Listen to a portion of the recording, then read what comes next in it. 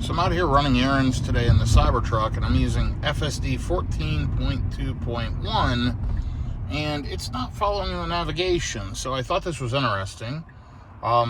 It's super smooth, and I'm able to use my phone while I'm driving, but for whatever reason here, it's turning well before the entrance that it would normally go to. So I think it's going to go through the parking lot of this restaurant and just cut through the parking lots. Yep, navigation updated. Really interesting choice, and I think it did it because there was a light there, and that was probably a more practical approach. Really found it interesting that it just kind of ignored the navigation directions and did its own thing. But I let it do it. I'm really trying to experience this new 14.2.1. I think it is remarkably good. I'm impressed with it. That lady, by the way, just almost walked out in front of the truck, and the truck stopped. So now this is not right. So there you go. It was going back through that dirt parking lot, and I did not want to do that. So really interesting navigation choices. So disengagement due to navigation in 14.2.1. By the way, this is a dual motor, all-wheel drive Cybertruck. If you enjoy kind of real-world road tripping, EV charging, and other type of EV content, do me a favor, subscribe to the channel, click the like button, and follow along. Shoot me feedback, positive, negative, or tell me whatever you want to tell me. I do appreciate any feedback. This is just a quick trip today, driving my Cybertruck around the local area in the Dallas-Fort Worth Metroplex, and just out running some errands. So I thought I'd let FSD 14.2.1 do it. I was blown away for the first few miles, or first couple miles, really, through a neighborhood, and I used my phone testing, because in this current version you can be on your phone while using FSD, and it works. It's really good, and it made that interesting navigation choice, which was good until it tried to go through a dirt parking lot. So stay with me. Let me run this errand here. I'm running into the store. I'll be right back with you, and then we'll head on to the next errand. Okay, the next stop I just plugged in is the Whole Foods in Highland Village, Texas. I am 12 minutes, 4.2 miles. Battery's preconditioning. I'm going to plug in there if there's space. I'm at 68%. Super high state of charge, but we're going to go ahead and throw it on the charger while I run in, and I've got to just ship a package real quick at Whole Foods. And let's see if FSD can get us out of this tight spot. This is going to be interesting.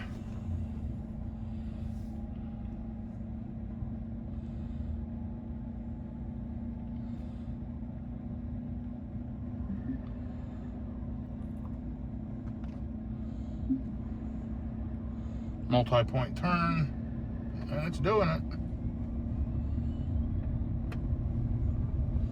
Okay, now let's see what navigation does. Does FSD follow navigation or not? By the way, that was actually pretty good getting out of that parking spot. That was a really tight area. And see, it's wanting to go this way again. I'm gonna reject it. That's a second disengagement due to navigational errors. This is easier to go this way for sure, rather than try to go through those busy parking lots and a bunch of the speed bumps, tons of people. You saw that lady almost walked out in front of the truck earlier. So now let's re-engage self-driving and let it do its thing, and off we go. This is my perspective, by the way. I am almost 6'6" tall, and I'm between 6'5" and 6'6". So sometimes you'll hear me say I'm 6'5", other times I'm 6'6". Look how much legroom I have. I'm way back from the dash, way back from the wheel. Tons of room, tons of space, super luxurious, super comfortable, and no errors. Me using my recording device right in front of my face, using the latest version of FSD. See the green dot up here means I'm hands-free right here. And yeah, it doesn't mind at all. This is fantastic. What a game changer on that. I don't like the navigation inconsistencies. I think that's the biggest complaint I've heard from people. That too will get resolved, but FSD by itself is spectacularly good. Again, this is 14.2.1. Let's take a look at the software version so we can all see. And there you go, 0.2.1, and there's the build number that I'm on. My navigation data was updated December 5th. So, yeah. It is on the latest navigation data because today is December 5th. It is early December 2025 in the Dallas-Fort Worth area. Beautiful day out, but it's 52 degrees, so pretty cold. Much better than other parts of the country where it's actively snowing. And I'm literally just running a few errands. So I'm going here to this Whole Foods. I've got to stop at a restaurant in the same shopping plaza, which I'll go to next to pick up an order, a little to-go order. And then on the way back, I've got to stop at CVS to pick up a prescription and then back home. So this is like 4 stops and back to the home, all local around town driving. And I just wanted to see how 14.2.1 would handle it with me being on a device or using my phone or being distracted, looking away, whatever. I'm going to be honest, it's so far way, way, way less nags and really competent.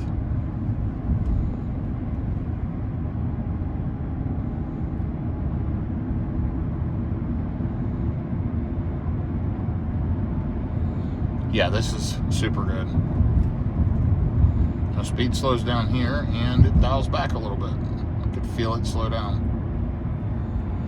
So far, only driven 1.7 miles, 988 watt-hours per mile. Why is that? It's preconditioning the battery, so it is ripping through some juice right now. You'll see the lifetime on the vehicle, almost 21,000 miles, 428 watt-hours per mile. And my local running is better than the lifetime on a car. It's 294 miles, 422 watt-hours per mile. That's high. Normally I'm in the 3s, like since last charge, 385. That's more like it.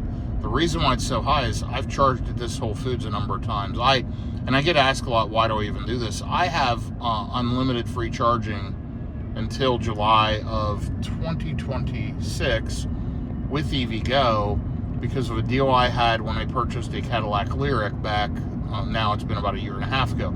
I only had the Lyriq for about 6 months, but I got to keep my free charging plan because at the time you could either choose a charger installation at your home or alternatively you could get the 2 years of EVgo. The EVgo stays with you, the charger stays with you, it's not car dependent. So I'm able to use it on any of my vehicles. I use it so much so that EVgo had temporarily suspended it, saying they thought I was a rideshare service because I drive 50 to 75,000 miles a year. I've used 6,000 watt-hours or 6,000 kilowatt-hours of energy, pushing 7,000 kilowatt-hours of energy in the last year and a half and or more. I mean, that was when I looked at it a while ago, and that's when they flagged it maybe 6 months ago. So I'm going through a ton of energy when I'm road tripping, and I'm using multiple different vehicles. I explained to them it's for personal use, and it's my personal vehicles, and it is not, I'm not using it as an Uber, rideshare, taxi service, anything like that. And they opened, credit to them, they opened my account back up, and I've been using it ever since. Honestly, with their pricing being so high, roughly 60 to 70 cents a kilowatt hour, I would not use it on road trips otherwise unless I just had to. I do like that it's faster with the Cybertruck than the Tesla chargers, and I like the locations at the Pilot Flying J's, but even if you buy an EVgo membership, it does not apply to what they call their extended network, which is all the Pilot Flying J's, meaning you would still pay full price at those. So honestly, these membership programs need to go away, number one. Number two, pricing needs to be reasonable instead of gouging, which is what a lot of folks are doing right now. That'll change over time, and we'll see how it goes. But let's see. I think we should go left at this light. I'm gonna tell it to go left, and this will be much better than trying to cross many lanes of traffic up here in a construction area. You can see it's all in red, so I can go left and it'll cut through the parking lot. So what I did to do that is I just clicked on the left turn signal, told it to go left, and now it's pulled into this left turning lane.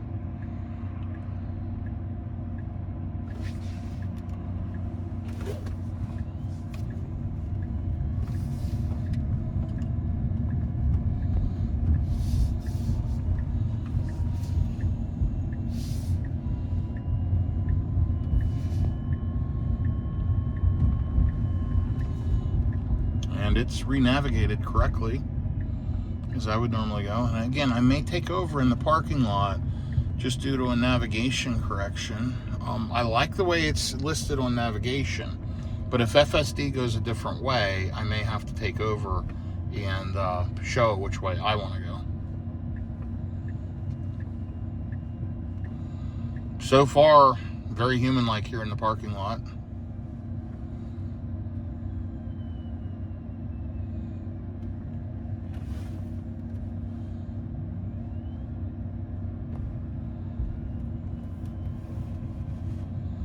Pretty nice.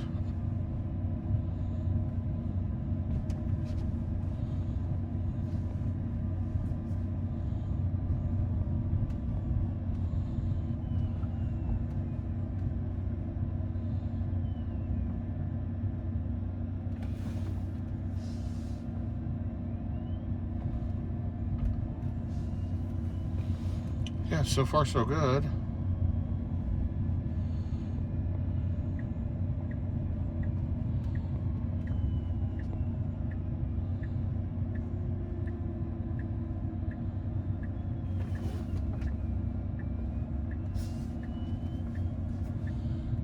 Great job here.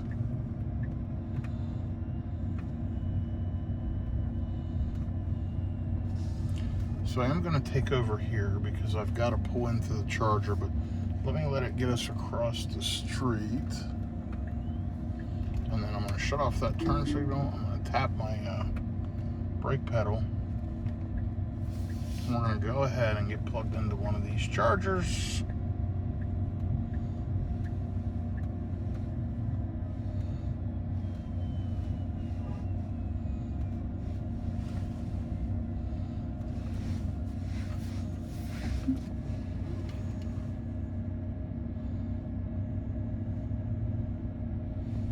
Boy, that HVAC fan is ripping.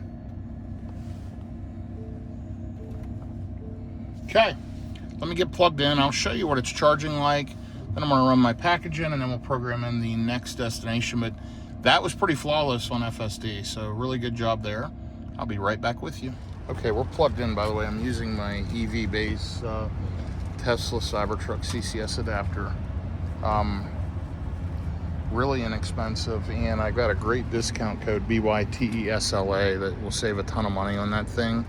Check out evbase.com. They've got great aftermarket accessories for any of your Tesla vehicles. If you need a referral code and you're looking to buy a Tesla, check the link in the description of my video for a referral code, unless you have one from a friend or a family member or whatever. Be sure to use one to get some free goodies.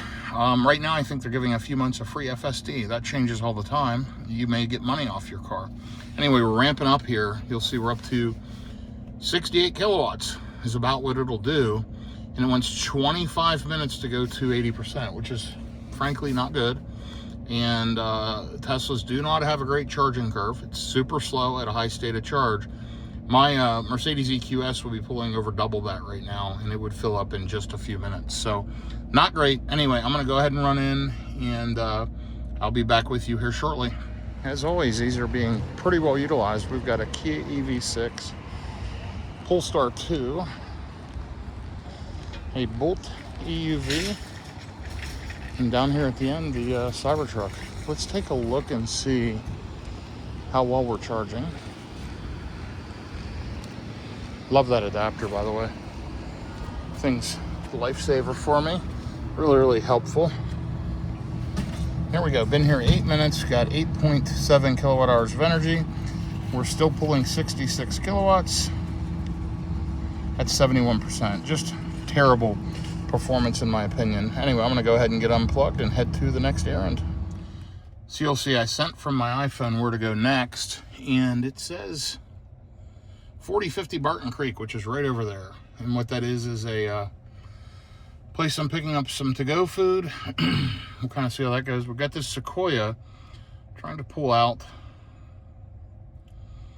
And it's a big Sequoia lifted, frankly, in a pretty tight spot.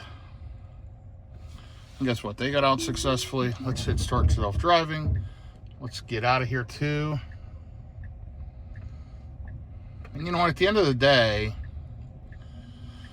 we were able to add, you know what, 8 kilowatt hours or whatever it was in just a few minutes. That helps. I mean, it was free. 60 cents kilowatt hour, that would have been $5, $4.80, whatever. But home charging would have been about 10 cents kilowatt hour. So, you know, I might have saved myself 80 cents, but why not? I'm going there to run errands anyway. Might as well get plugged in and get some juice. So we're headed right over here to a place called the Dragon House to pick up some Chinese food. It was my turn to cook lunch. So my wife's a little under the weather, so I said I would pick up lunch.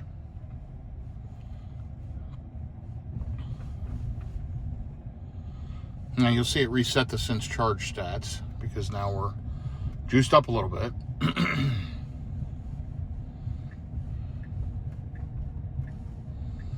And this Dragon House is this restaurant right down here, not the Del I-6. It's the one on the opposite side of the road.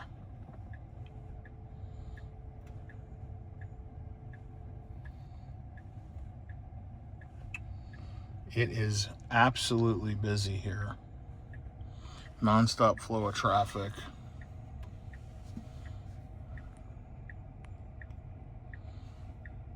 Just busy, busy, busy.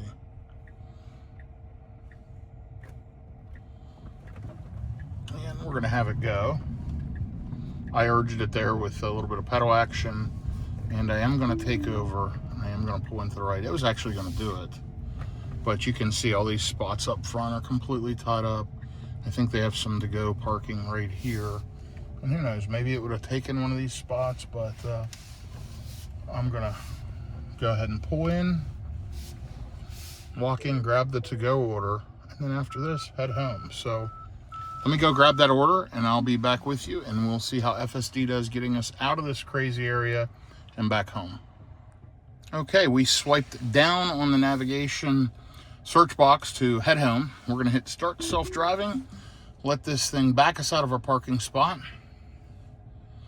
and get on the way. Interesting choice. I would have gone the other way.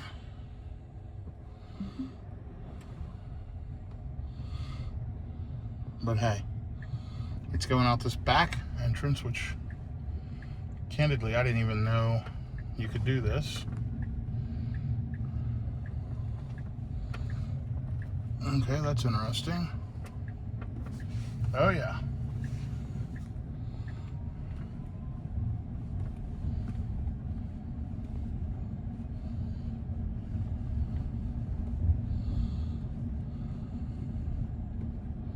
It's actually a smart move. It avoided all of that plaza traffic. See, I wouldn't have gone this way, and this is better than what I would have done. So, good move, Tesla.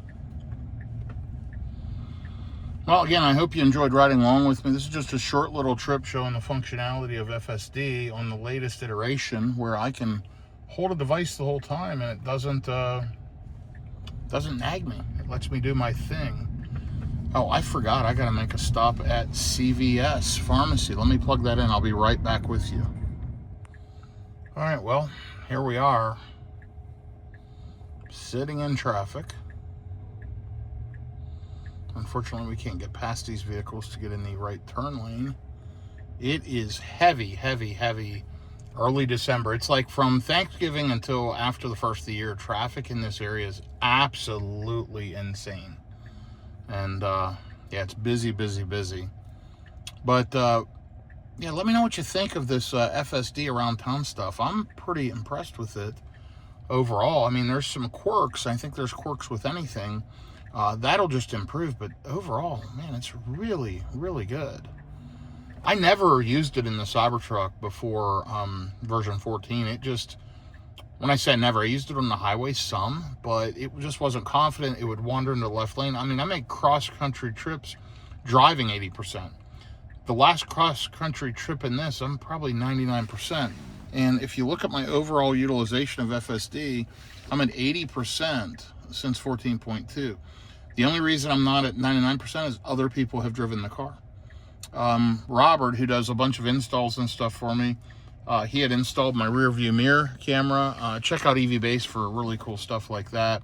But he did some installs and some updates for me, and he drove this to his shop and back, which put probably 60 miles on it, and he did all manual driving. So my stats dropped because other people drive my vehicle.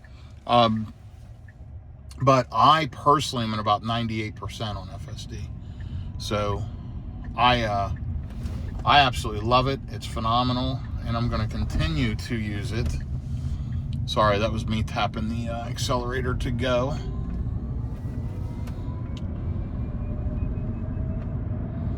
.2 miles to CVS. We're just riding along. It's pretty cool to be chauffeured by a vehicle when you're driving, and you can just kind of sit back, relax, and enjoy the drive. I mean, I have my hand here or up here, and I just chill. I mean, this is my drive back from Roanoke, Virginia, and you can check out that road tripping video on the Cybertruck, or the one up to Roanoke on the Model Y Juniper. I'm like 98-99% self-driving on both those trips. But now with 14.2, it's a whole nother level. It's just an absolute game changer. And so much fun and just so good. As I mentioned earlier, my consumption's terrible today because we DC fast charged. We heated up the HVAC system. It had to crank to heat the battery up. Now it's going to crank to cool the battery back down. Batteries have to be heated up to just call it 100 degrees-ish to get proper fast charging. And that definitely impacts range, efficiency, and all of the above.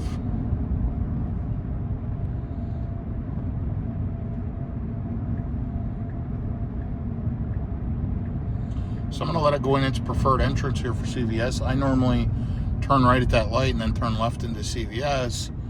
We're going to go through the drive-through here for the pharmacy.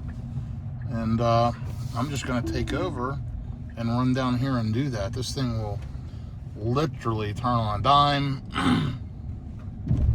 So we should be able to just swing around, get into the pharmacy drive-through, and see if we can pick up our prescriptions. So I'll be back with you here shortly. Okay, so that was successful at CVS, and now I am on the way home. I pulled out of the parking lot. Actually, I pulled through the drive-through as soon as they handed me my stuff. I hit the start self-driving button. I had already navigated home, and now I'm just, I don't know, a few seconds later, it just pulled out of the parking lot out onto the highway, and I just had a second to hit record. So I'll be ending the video in just a second. The point of this is running around town, running errands, being in all this traffic. FSD can make life a lot easier. I mean, I'm going around this turn. I've got cars all around me, behind me, in front of me, whatever. And this thing's just smooth, confident, and comfortable. I honestly, in version 14.2, I've had no major critical issues. The only disengagements so far have been for navigation purposes. So that's wild to me. It is becoming almost human-like, and frankly, it's better than an Uber driver, better than a Lyft driver, and better than most people I ride with that drive cars manually. So I'm blown away by it. I'm enjoying it, and I'm glad to have it. Let's see how it does here at this red light. It should just pull up, come to a complete stop. Oh, the light turned, so it kept rolling, and it should stay in this right lane, and it did, and here we go. I mean, just perfect. Really, really good stuff, Tesla. So, hey, again, thank you all for following along. I know this was a short one today. This was just a quick demonstration of what 14.2.1 can do.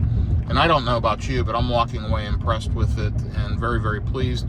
They got to get some stuff worked out with the navigation, synchronization, but I think that'll come with time.